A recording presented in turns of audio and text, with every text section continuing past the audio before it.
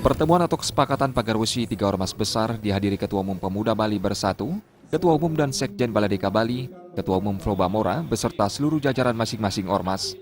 Selain itu juga dihadiri Muspika Payangan, perangkat desa Melindi, serta undangan lainnya. Dalam kegiatan ini, sejumlah anggota ormas juga melaksanakan donor darah yang difasilitasi PMI Gianyar.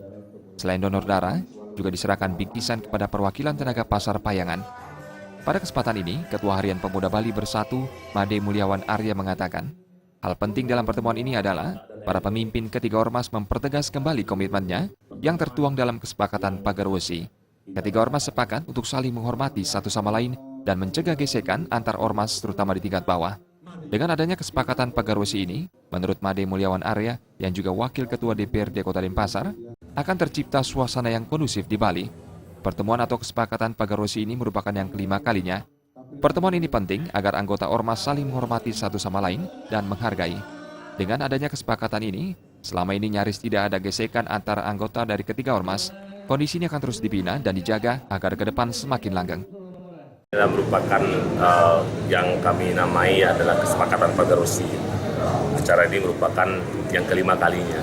Jadi kami bertujuan menyamakan visi dan misi, visi dan misi antar ormas, jadi untuk menjaga Bali, terus untuk saling menghargai, saling menghormati, dan secara langsung memberikan kesan positif kepada masyarakat bahwa kami di ormas tidak selalu negatif dan kami bisa juga berguna buat masyarakat. Dampak positifnya sangat banyak ya. Jadi gesekan antar ormas jauh berkurang dan bahkan hampir tidak ada.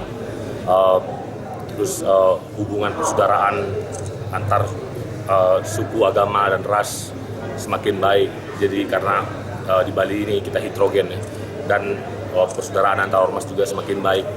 Jadi dampak positifnya sangat banyak.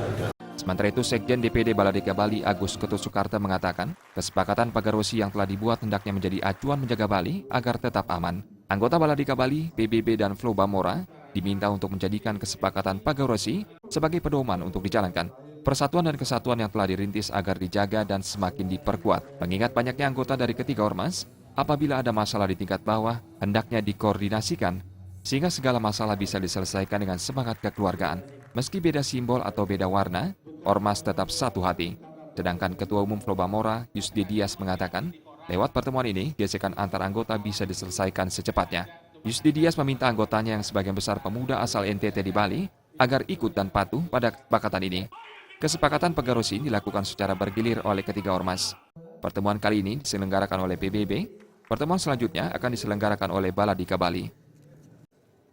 Tim Liputan melaporkan.